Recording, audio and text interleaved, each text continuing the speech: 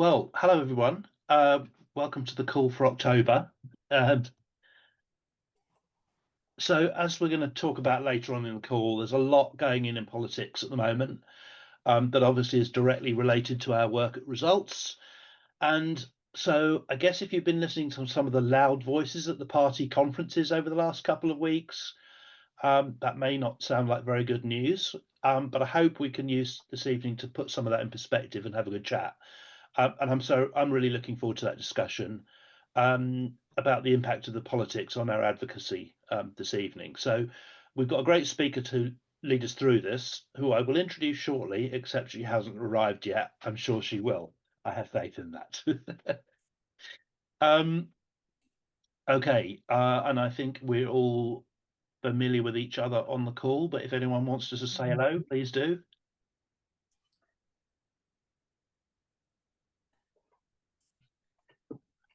We're feeling reticent today.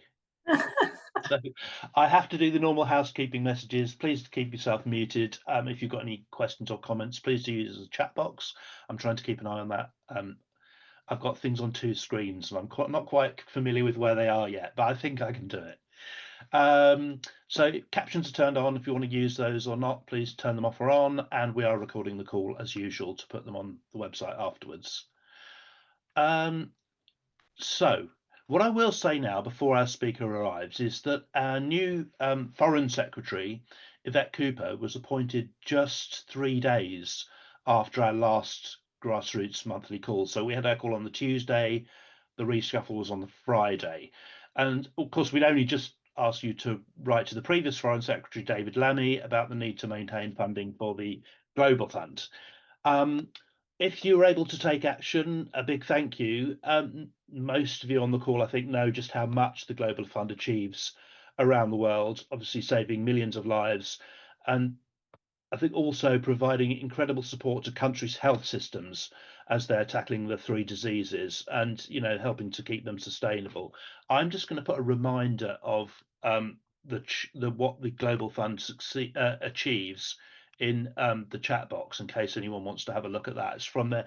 They've got a new what they call a results report for 2025, and it's got some stats in there that you might find helpful. So if you wrote to David Lammy just before he moved on to his new Deputy Prime Minister role, don't worry, your letter won't have been wasted. Letters to the Foreign Secretary will still be dealt with by their office and passed on to the new incumbent. So, of course, we don't realistically expect that the Minister or the Secretary of State reads all their letters from the public personally. They get passed on, obviously, to a team of civil servants and they respond, and the Minister or Secretary of State will be informed of the level of public engagement they're receiving on an issue. However, I know a lot of you wrote to Yvette Cooper anyway, as soon as you heard about the change, and we've actually had a really strong response to this action, and more about that in a few minutes. So again, thank you very much. We have heard privately from oh, I can see another person arriving, excuse me. So we have heard privately from civil servants that they believe that, quote, I say quotes because they'd said it verbally, but quotes, global health is relatively protected, unquotes. Now, that's not on the record. And that relatively protected, meaning protected from the cuts to the official development assistance budget. Now, what this means concretely for a particular budget item just isn't clear. Of course, we had that great result back in June with funding for vaccinations around the world, for the replenishment of Gavi, the Vaccine Alliance. And then last month, I told you about that very small polio eradication replenishment that we heard about. And so it's really impossible to tell what this means for the Global Fund replenishment, which will happen in November. So there's everything to play for, and it's still worth writing to Yvette Cooper if you haven't already. We've not heard that a final decision has been made yet, not that they necessarily would. And it's definitely now with ministers to decide. It's not with their senior officials anymore. So we're going to just put the link to the action materials from last month in the chat box, just in case anyone hasn't taken the action and would like to. On the topic of vaccines, One thing you may have seen in the news just the week before last was the topic of vaccine hesitancy has once again reared its head, with US Secretary of State Robert F. Kennedy Jr. and Donald Trump making unjustified links between a painkiller often taken in pregnancy and autism in children. But also expressing concerns about vaccines such as MMR that have also had similar links alleged in the past without providing any scientific evidence whatsoever. So while as results, we are not obviously medical people, we don't make our own medical pronouncements about what's safe and unsafe, but we do always follow the science. And of course, we advocate in favour of routine vaccinations that are proven to be both safe and efficacious, and which have saved millions of lives around the world over recent decades. So we don't usually launch into public debate on what's often called, as I say, vaccine hesitancy, or vaccine denial, if you want to use a stronger term.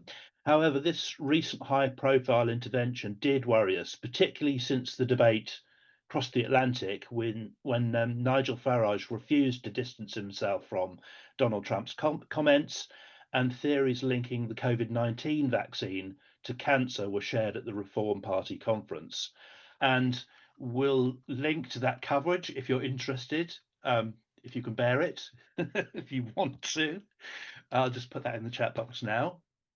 So this becomes directly relevant to our work, right? Doesn't it? Because these kind of comments just aren't made in a vacuum. In many countries, including the UK, vaccination rates are falling, and sometimes dangerously, increasing the risks of outbreaks of diseases that should be controllable. And we saw that with that measles outbreak in Texas earlier this year. I don't know if you remember that. So it's essential that people right around the world have confidence in vaccinations that have proven to be safe. And if this confidence is eroded, then obviously the work of vaccinators and organizations that support vaccine programs such as Gavi become much harder. And I managed to find a source of information about the decline of vaccine coverage in the UK. I didn't go through it in depth, but it looked useful. It's from the BMJ, so I just put that in the chat as well. So this is why we made this topic the theme of an email we sent out to the Grassroots Network on Friday, not this last Friday, the Friday before, 26th of September, linking that incredible success of Gavi in saving lives with the risk in the public discourse to that success, if people stop having confidence in it. We really can't risk that kind of progress being reversed simply because some people want to peddle dangerous myths. So, if there's real scientific evidence of medications being dangerous, then of course we would need to deal with that, but this is just not the case here. So this is obviously just one more reason why advocacy on access to vaccinations is important at this time. In the email from Kitty, the CEO of Results, we asked people to consider making a donation, as well as informing them about the situation. Now, we don't often make donation requests, and don't worry, we are going to try to make sure, we will make sure that our emails continue to focus on advocacy as they do at present. However, as many of you know, it is becoming harder to make the case to funders why advocacy matters, and we do need to persuade more people that it makes a real difference. So we're hoping that we can reach out to a few potential new individual donors who believe in the need to support global health and education, but who maybe don't feel able to write advocacy letters themselves for whatever reason. So we will make occasional requests like that, and hopefully build up the number of our regular financial donors whose support is massively appreciated and helps us to keep on doing our work, including supporting the Grassroots Network. So why now, you might ask? Obviously, two reasons. One was that issue of vaccinations, which we thought was important to flag up to people and giving people the chance to do something about it. Secondly, earlier in this year, you might recall we had Stephanie, our head of operations, on the call, and she talked to us about our former bank, Santander, who unaccountably closed our bank account without warning. We still don't know why. Cutting all our standing orders to people that people had kindly set up over many years, which cost us around £15,000 a year, which is highly annoying. Nothing we can do to reverse this, unfortunately. So obviously we would like to replace that income with new direct debit income. But please, as I said, don't worry, this is going to massively change the communications you get. Our focus will absolutely remain on advocacy requests and advocacy news as it is at present. But if you have any feedback about the way we've done this or concerns about the issue, please do get in touch with me. And we want to make sure that we get that balance right. So not annoying people with content that they don't want, but at the same time, giving people the opportunity to support us financially if they're interested. And if you do know of anybody, it's very easy for them to do it. There is on every page, certainly on the homepage of our website, there's a big red donate button on the top right-hand corner.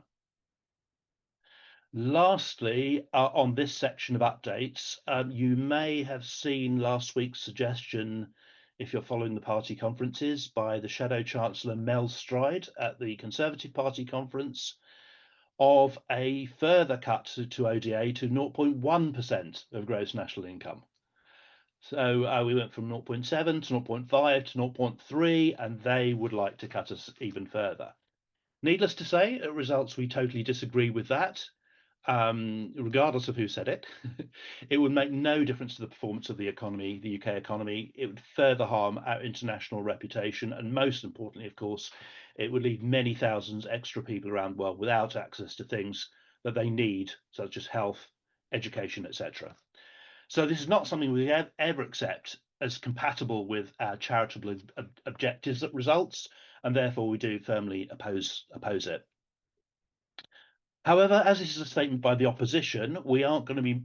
So obviously, they're not in power, not able to implement the proposal. We aren't going to be making a public statement about it, which we feel would be actually potentially legitimising the idea. You may have seen one or two other international development organisations take a different view and make a public statement. Of course, that's up to them. Pete, in answer to your question in the chat asking about what the banking ombudsman says about Santander, we don't know yet, but we have been in touch with them. It would appear that they have the legal right to do what they've done, but we are obviously following that one up. Right, now I said to you earlier that Will isn't here, so I'm going to do the roundup of your activities and ask people to chip in. So sorry, it's a bit more of me talking than usual. So as I said at the start, we've had lots and lots of letters reported this month on the need for the UK to support the Global Fund. So again, once again, a big thank you to everyone who took that action, regardless of which foreign secretary you sent it to. So a big thank you to Pete, Deirdre, Glynis and Peter, Jill, Kathy, Jennifer, Rebecca, Karen and Michelle for letting us know you've taken action. Apologies if I've missed one or two. And hopefully this volume of letters is really getting noticed as we approach the replenishment conference, which will be held in South Africa on the 21st of November.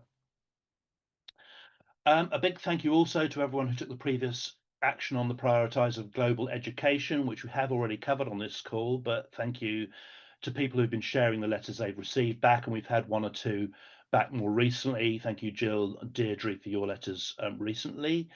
And some of the aspects of the letters were quite long, and some aspects of these letters are quite interesting, and they'll have led our staff team to dig a bit deeper into how they're proposing to fund education in the future. So if you find anything out from that, we'll get back to you. Next, I see that Pete is on the call, obviously, and I wonder if you wouldn't mind sharing about how your face-to-face meeting with your MP, Chris Vince, went last month. Thank you for letting me know that you'd done that. How did it go? It was him addressing the community, really. It wasn't necessarily one-on-one. What was interesting, though, was that as soon as I sat down, he acknowledged me by name. And I don't know how, because I don't think we've ever met before, but he knew who I was. So that gave me a glow, which is still with me. And yeah, so he was basically talking to the room, and there was only 1 hour allowed. And there was so many hands up asking for a moment. He took 3 questions at a time, and I just kept my hand down because there was a lot of local stuff that were concerning my community, things from potholes to airport to development and all the rest of it.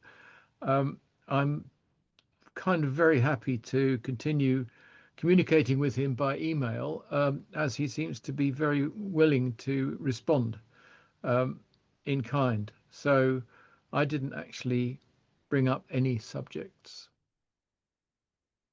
Thanks, Pete. Well done for going along. And yeah, sounds like it's a step along the way of the relationship, doesn't it? Uh, Yes. that's really good. And I know one or two other people have managed to get similar meetings with their MPs as well.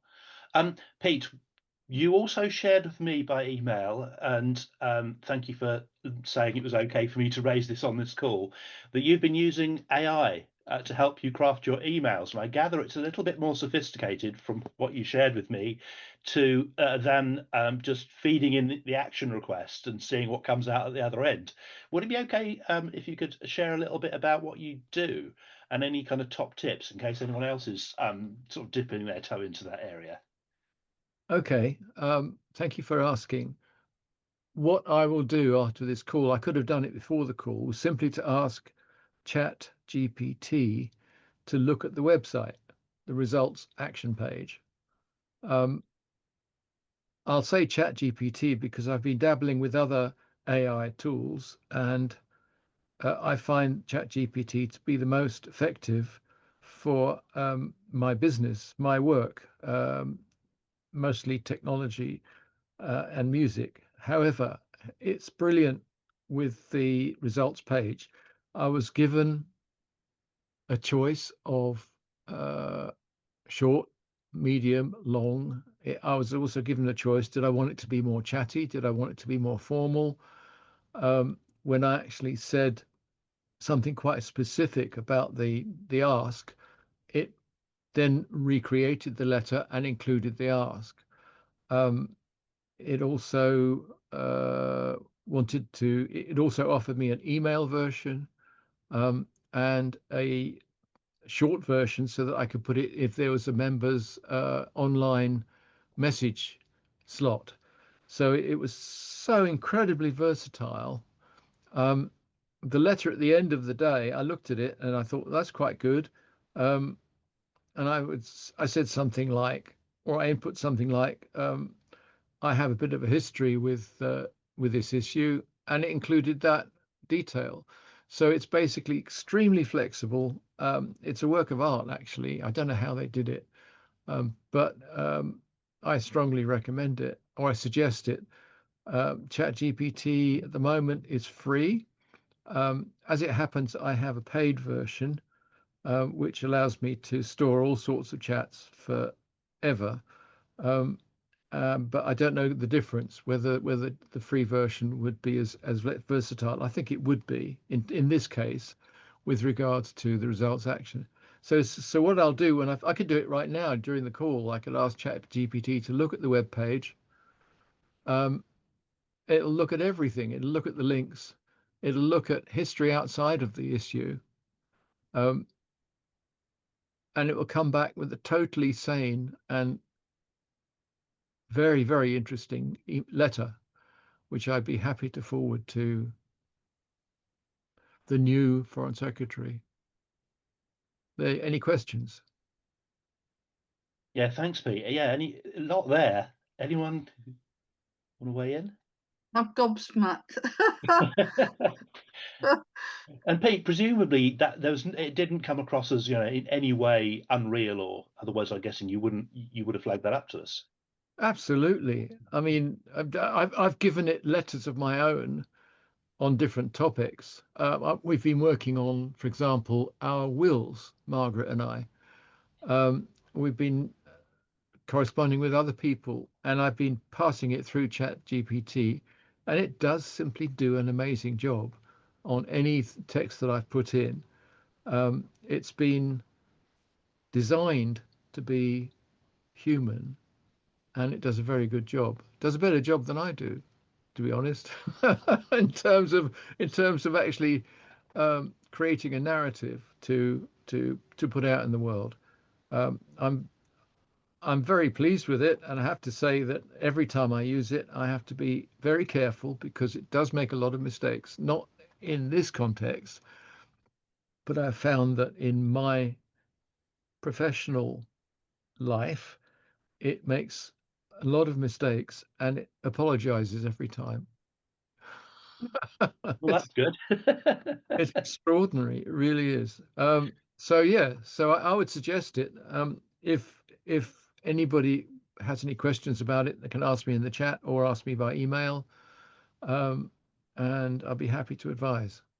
Thank you so much, Pete. And that's really, really great to hear, because you hear quite a few scare stories, and it's really good to hear it being a useful tool for advocacy, and that it can be put to good use for things like this. So yeah, really, really fascinating. I haven't tried it myself yet. I have to admit I'm very scared, but there we are. I'm a bit of a Luddite. Um, Can I just ask briefly, what are you scared of? I suppose it not being my voice. I'm very sort of protective of what I say as a person, but I'm sure that's the same for everybody. Okay, got it. Yeah, I understand. I mean, I suppose once I've tried it, I will find out whether that is something to be worried about or not, won't it? It's your own personal experience. Well, as I said, I can feed back to ChatGPT's offerings, and it will provide a variety of offerings according Yeah. to my taste. And it will offer me, do you want to make it friendly? I'll say yes, please. And it's a bit scary. It is scary, but it does it, and I always thank it. I've even given it a name, but I'm not going to share it now. Well, thank you again, Pete. So Just we must move on. The London, last piece of news I have before we talk to our guest speaker is that the London group has been quiet over the summer, and we are hoping to relaunch it in the next month or so. It doesn't look like he's on the call, but Stephen has been doing a fantastic job over many years now, actually leading the group.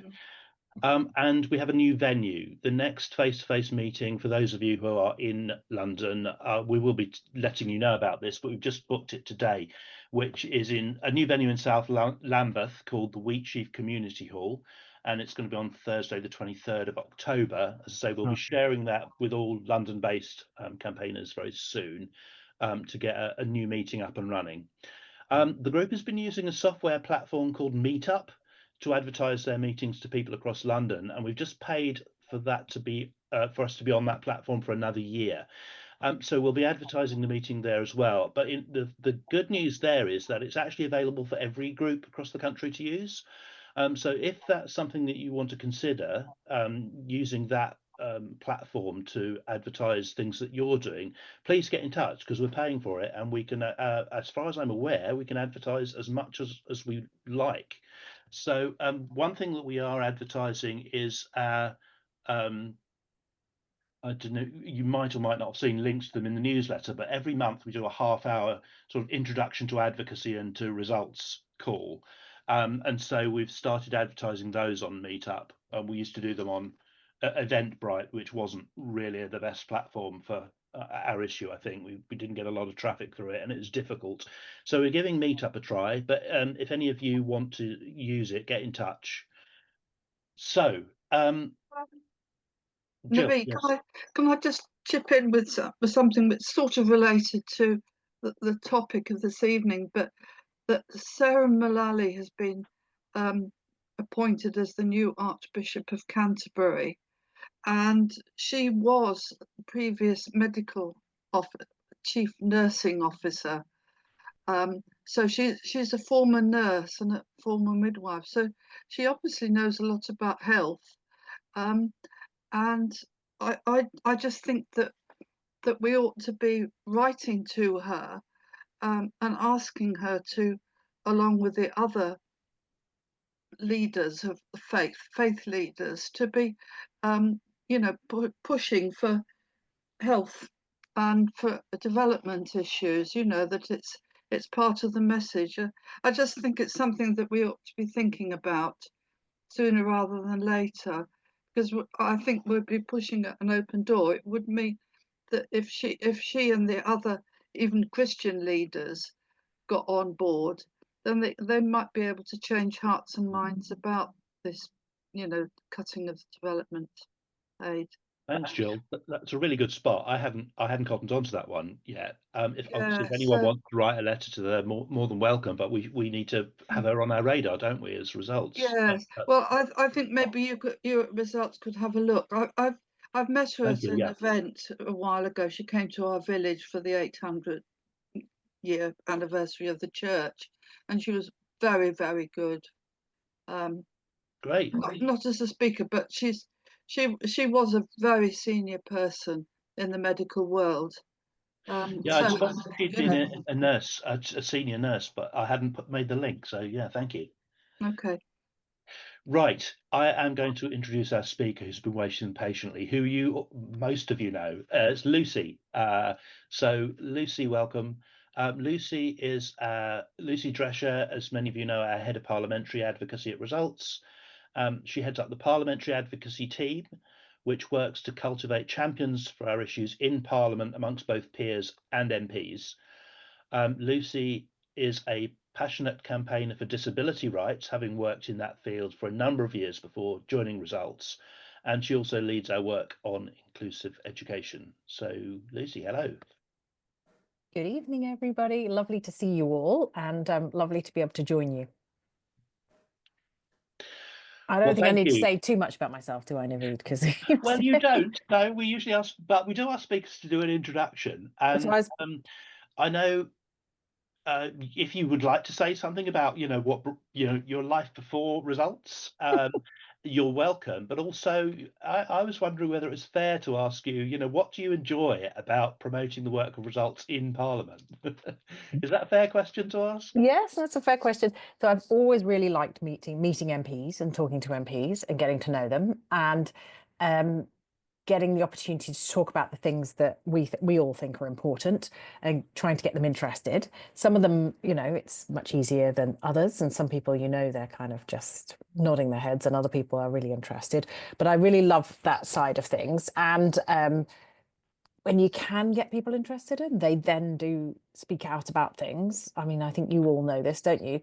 That feels good, and it feels like we've had a success. I also really enjoy working with all the young people who have come in through my team. So in the last 10 years that I've been at Results, I've had so many young people be in my team, come and go on to do really interesting things. So working at UNICEF or Save the Children or Education Cannot Wait or Oxfam, and now knowing that so many people who have worked alongside us, who you've all met on different meetings, are now working in all those different places and taking all that they've learned at Results into those different places. That's another really great aspect of the job that I really enjoy. Thanks, Lucy. And of course, some of us met Anna Gelder. Yes, absolutely. Who you used to work with in your team. Who used to be in my team, yeah. And who I'm very proud of, yes. Great. Thank you for that. I think we need to get on with the questions now. So as always, we've pre-prepared 3 questions to kick off the topic. And the first one, I think, is coming from Scotland. Hi, Lucy. Hi, everyone. I think that I would love you to say is that it's going to be brilliant. But my question is, how does the government reshuffle last month make a difference to the FCDO's approach to global poverty? Please tell us that everything's going to be much, much better. Thanks, Kathy. I want to be able to say that, Kathy, so much. But mixture. I think, unfortunately, we've had a bit of a loss of knowledge and expertise. So within the team, Yvette Cooper has replaced David Lammy, and could definitely be advantages to that. David Lammy was not so interested in development, I wouldn't say, and he would make pronouncements without planning and backing and ideas. Whereas I hope that Yvette Cooper is going to be a different person. So on that one, I'm hopeful, and we're going to talk about that more, I think, in terms of this action. Within the team, Baroness Chapman is still the Secretary of State, and she is also now the Minister for Africa. So she continues to be a key person for us.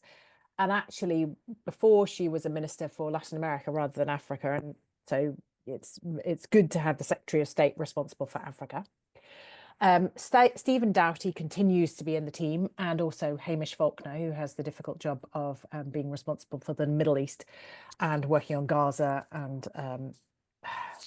that really complicated, difficult issue. Catherine West, unfortunately, is no longer in the team. She has now been removed from the team, and that's a real loss of expertise. Catherine West was a real supporter of particularly the Global Fund, because she knew a lot about malaria and NTDs. She has been replaced by Seema Malhotra.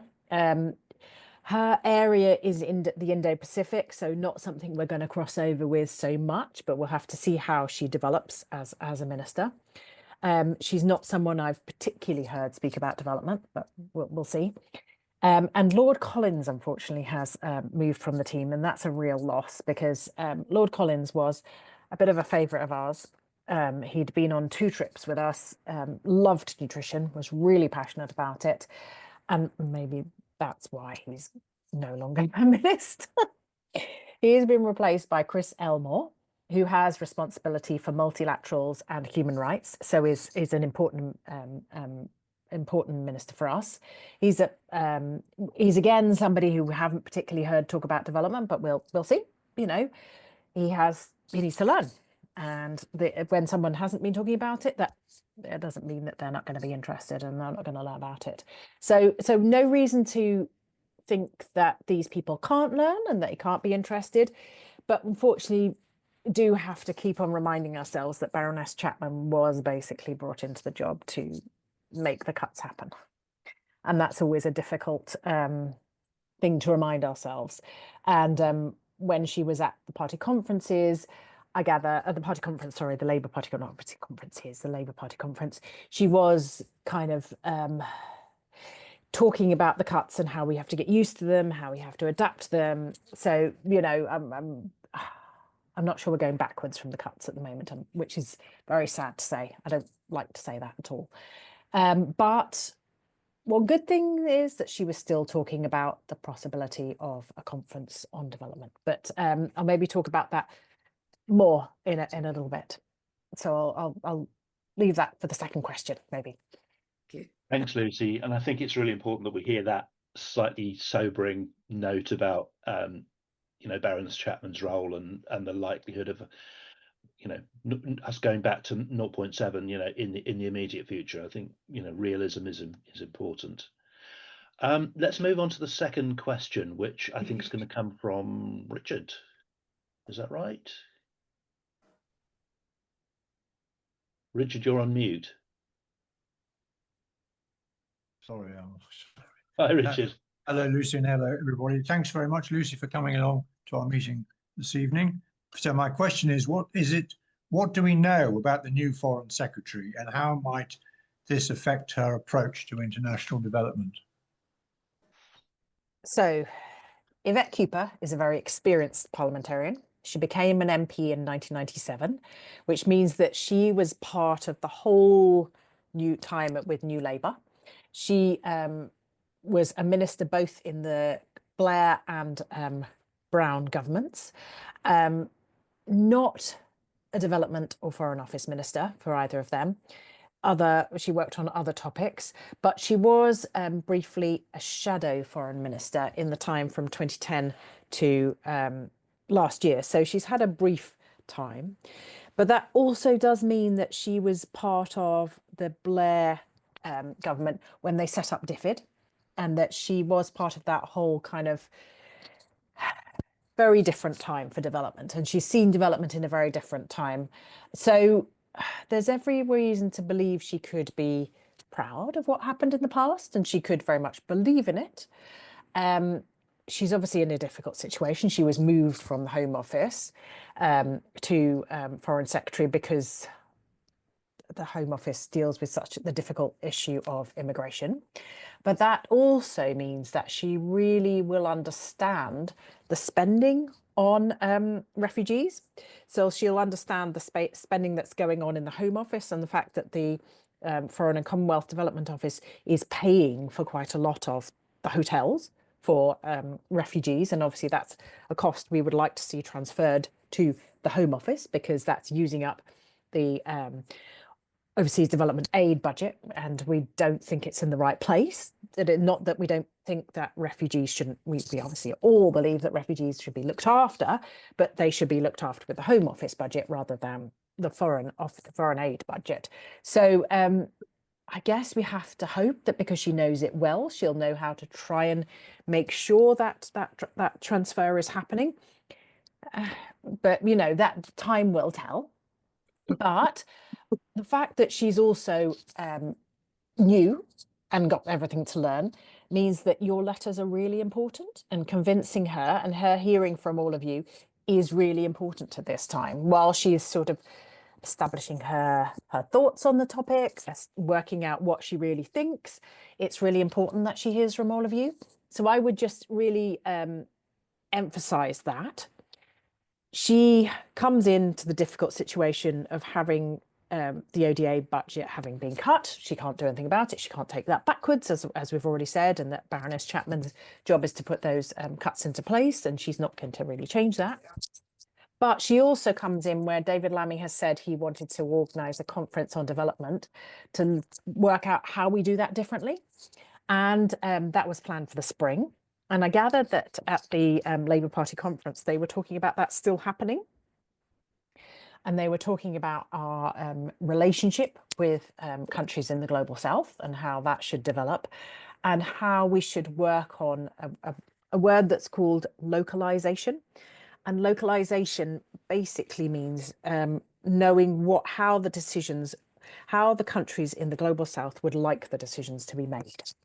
So instead of countries such as the UK or the US just making the decisions and how money should be spent, instead being led by the governments in Africa or Asia or wherever it is, them and the people within those countries determining the decisions. So there's a lot of interest in that, which is really, really good. Apparently there's less interest in how the multilaterals all work. So people like the World Bank and the United Nations and some of the other organizations. But, you know, that's all for all of us to make the point about the fact that we think they should be talking about those things. So it's good that they're still talking about this development conference happening. I think as an organization believe that in the voices of people from the Global South being heard. We believe that they should have their voice in what happens and how things are spent and how things happen. So we would support a big discussion about that. It's something that as campaigners we need to keep thinking about and working out what we think of it and how it could work and how we can add our voices to theirs gradually. But I think that's a positive thing, but we will have to wait and see. It's again a wait and see. So I will stop there for the third question. Thanks, Lucy. So it sounds like there's going to be scope to influence discussions on what good quality international development looks like, even though the money question is a little bit, you know, not quite as we'd like at the moment. I completely agree. Yeah. Right. Great. Thank you. So let's move on to the third question then, before we open it to the floor, which is from Cheshire. Hi, Lucy. This is Jay from Macclesfield.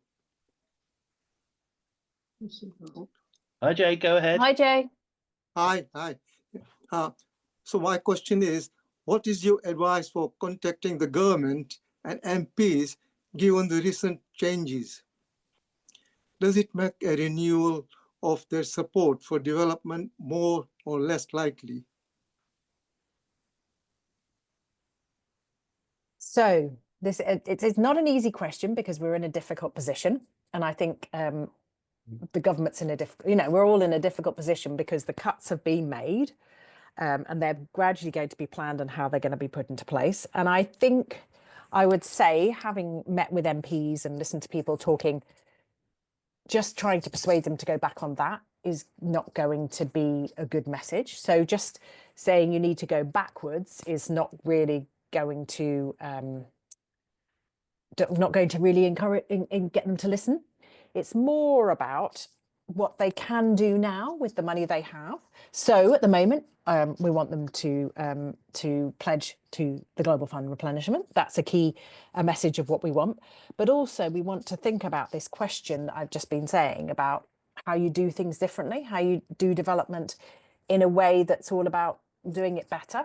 I guess it relates to, okay, you've got a smaller amount of money. What can you do for that money that really makes a difference and really listens to people and works alongside them? Because if you can imagine you're running a country. This is just go with me for a minute here. You're running a country and you've got a certain amount of money you used to get from the US, and you don't get any of that anymore.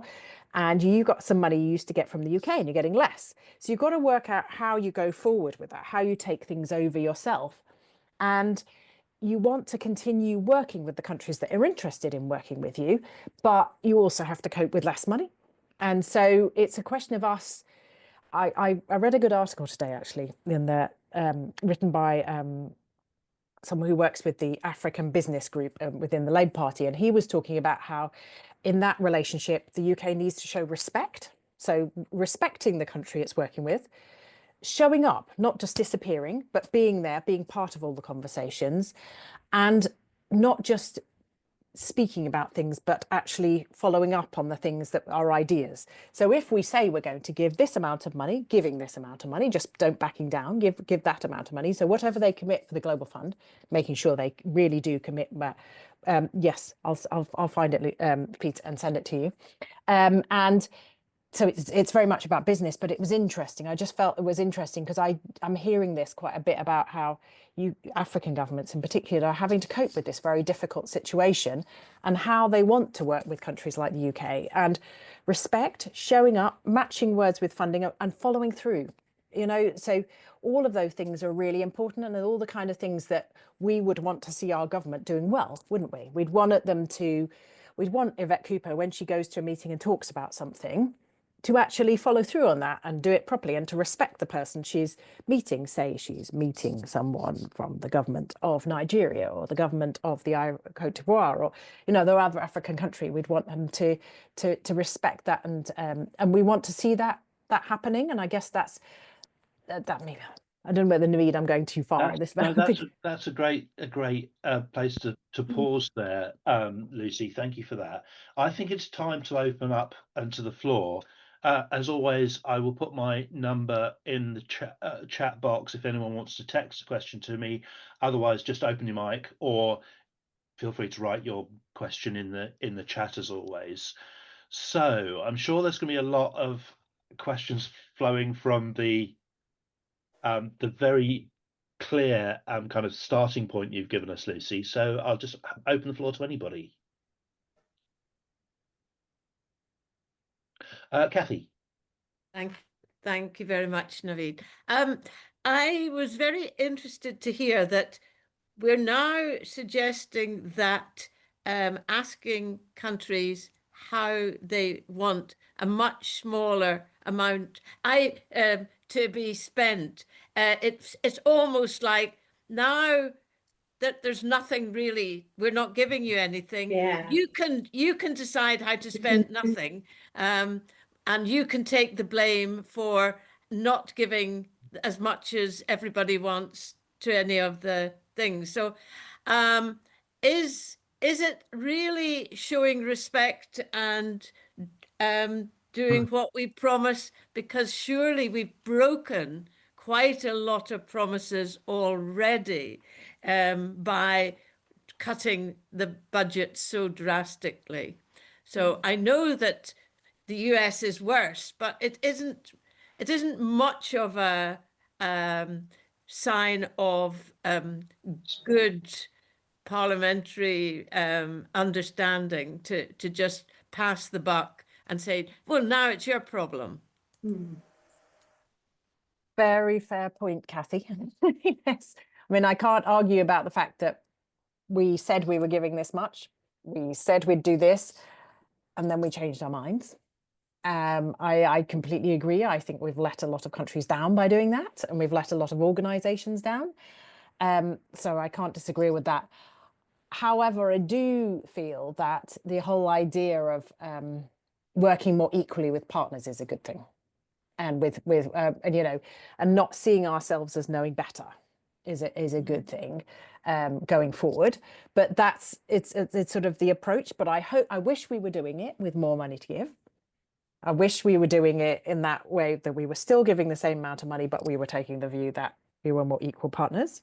But we're not. And that's not the situation I would like to be the case. Definitely not. But I do understand what you're saying completely. Thanks for that, Kathy and Lucy. I've just seen in the chat box, Jill's just written about seeing an interview with Baroness Chapman at the Labour Party conference, where she spoke about being committed to women at the heart of development, and also being quite strong on child poverty and hunger. I don't know if you've got any observations on those points. The interview I just came across. Lucy, I was just asking if Lucy had any observations. Right, Sorry, yeah. Jill, did you mean strong on child poverty being Yvette Cooper or Baroness Chapman? No, Yvette Cooper. Yes. Both of them. Okay, sorry, I misunderstood, Jill. Sorry, one was one was Baroness Chapman. Gotcha. Yeah, the one on women was Baroness Chapman. She was just being interviewed in the corridor by a woman, but the other one was, I did some digging around for Yvette Cooper, and when she was Home Secretary, she quite a lot about the Home Start, you know, setting that up, and also about hunger. And I can't find the article. I think it's on another computer, another laptop. But you know, she was saying that no child should go hungry. It was a nice quote. Yeah, I think Yvette Cooper, her ideas will be in the right place. And it's going to be a question of appealing to her, but recognizing that she's in a difficult place as well. And that also, she's obviously Foreign Office Minister too, and she's got so many issues to deal with in terms of being Foreign Office Minister. But I think her ideas will be in the right place and things like that. I completely agree with you. Yeah, and it's ironic that Baroness Chapman says that, because she's deprioritising gender. But anyway. Exactly. I was really, I was sitting there thinking, oh, what? Yeah, and I don't know what it was. It was just one of those funny little things that come up on your feed, you know. I mean, I do get the impression from the way people are talking about that she was at the Labour conference that she's maybe has felt under pressure and is trying to then try and be friends with everybody. But I don't know. Because she's doing all this cutting and saying she's deprioritising things, and yeah. Anyway.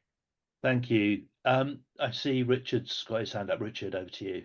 Oh, just a quick couple of comments. I heard a very interesting little thing on the radio about John F. Kennedy started USAID and how he had a meeting of clergymen who were going all around the world, and he said this was a start and he was going to give them money to have a sort of soft power and make countries not want war but want peace. Second point is this anti-oppression, which you're sort of hearing about now, is this they're sort of coming to agree with it? I know that Bill Gates, I heard him interviewed about that, and he accepted the fact that he was sort of giving people vaccinations and immunizations, and he accepted the fact that probably it was oppression, because that he said, well, look, you've got to face the fact the most important thing is health and being alive, and you've just got to accept the fact that people have to have those donations from him for that. Oh, and I meant to say, sorry, do you think we'll ever get back to the 0.7%? I know that's a long way. How long's a piece of string? Can we hold that last one? And Lucy, can you concentrate on the first bit? Because I think that's important. We'll come back to the 0.7. So in terms of vaccines, let me try and untangle your question, Richard. You were saying about vaccines and anti-oppression, and that actually we need to prioritise there being herd vaccination. Is that herd vaccination coverage?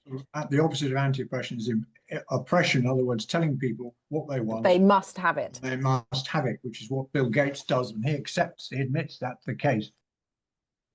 And I mean, yes, absolutely, and that that on that area, really, we do have to accept that the medical professionals know what they're talking about, don't they?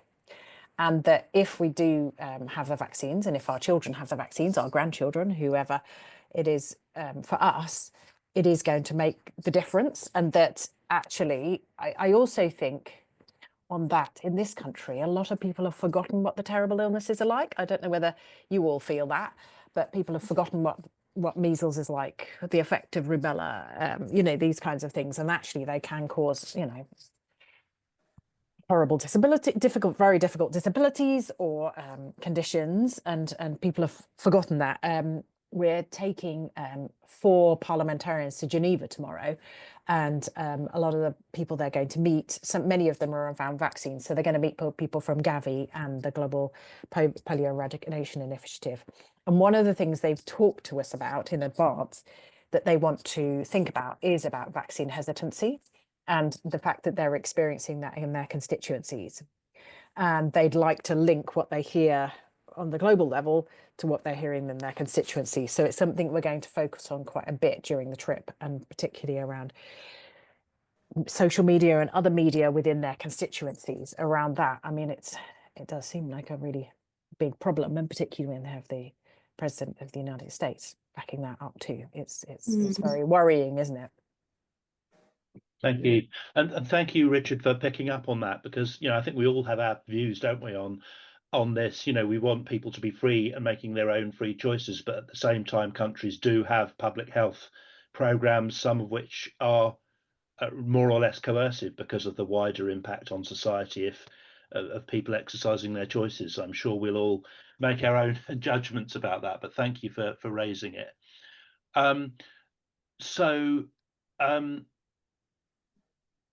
Lucy, if you are, so I'm just thinking about back to the question that Pete had about sharing that article. If you can't find it before the end of this call, I'll make sure that it gets in the links to all the things that we shared in the description when we post the this call up online. On 0.7, before I hand that over to Lucy, I just wanted to point out that whilst Lucy has said that, you know, that's probably not the thing we go forward with most strongly because they aren't going to want to go backwards. At the same time, it is something that we want to see in the longer term, and the government still have said they want to go back to it in the longer term when the financial circumstances are right. So if you've already seen in our action materials, we're asking you to welcome the new Foreign Secretary, and talk about some of the things that Lucy said about what good development looks like going forward. But we do also want to not stop asking about 0.7. It's just not the first thing we talk about. So I thought it was important to mention that, because you will have seen it, or you will see it if you go and look at it on those materials that we just sent out last week. Lucy, I don't know if you've got anything to add to that, because it is a matter of nuancing, and then everyone will want to say things in their own way. So just wondering if you've got any thoughts about that balance. Yes, I think probably emphasizing the importance of development, the role the UK has played in development, are two things to kind of emphasize to her, because one of the things we've emphasized the whole way through this process is how the UK has done development well and been a really good partner with other development partners and with governments, and how we haven't wanted to lose that strength, and that wanting to focus on key areas that the UK should still work in, and that's where we believe in global health and global education. We want the UK to still focus on those areas. In terms of 0.7, they aren't very keen to hear about it at the moment, because of the situation they're in terms of the economy and the pressure they feel under. But in terms of whether we'll ever get back there, I really, really hope that the economy can recover and we can then make a case for needing to go back there, because there is still the legislation in place that should mean that we can make the case to go back there. But looking at the current political climate, it's not looking easy. However, one of the reasons it's not looking easy is it feels like foreign aid is a bit of an easy target. And I felt like when I listened to Mel Stride talking on the radio about the ways that he was going to pay for his new plans if the Conservative Party was to get in, he just mentioned foreign aid because it was easy to mention it. It felt like, you know, the other areas that he was going to take money from might not have been particularly easy. So I think that makes it even more important for all of us to talk about how important foreign aid is and not to shut up, but to keep carrying on, because we don't want it to be seen as an easy target, do we? We want it to keep focusing on how important it is. So I just felt like even if we're not always focusing on 0.7, but we're focusing on what they're doing and doing it well and not losing that strength, we don't want to keep quiet about it. Great. Thank you, Lucy. We're coming to the end of the time, so I did want, yes, you've really brought us nicely to back to the action for this month. We haven't got a very specific ask, you know, a specific sum of money or anything this time, and it is about welcoming the new Foreign Secretary for the very reasons that Lucy just mentioned. She's got a big department with the diplomatic side as well as the development side, and we want her to know that the public are caring about the development side, even though we're in a difficult situation at the moment. So that's the kind of political purpose, if you like, for this month's action. Just before we finish, Lucy, there are a couple of questions in the chat about these MPs that we're taking to see meet global health organisations in Geneva. Did you want to say a little bit more about who they are and their roles? Yes, so I've put their constituencies in. So they're from Worthing, Ashford, Gravesham and Sittingbourne and Sheppey.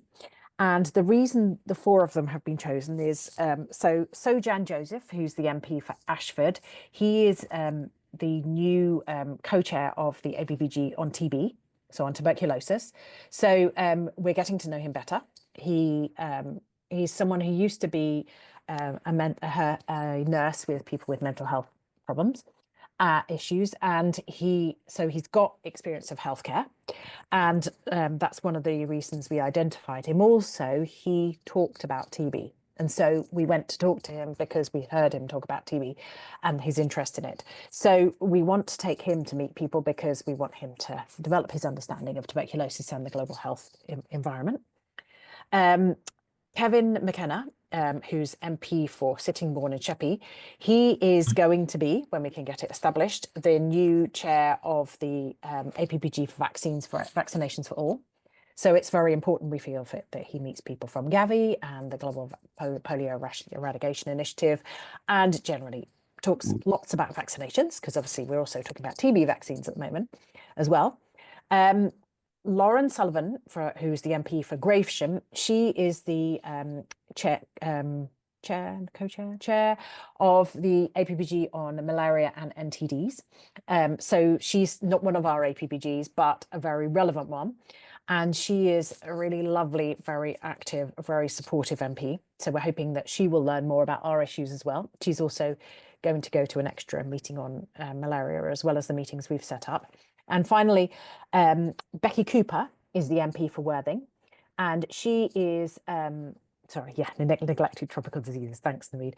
And Becky Cooper is the APPG chair for the APPG on global health and global health security.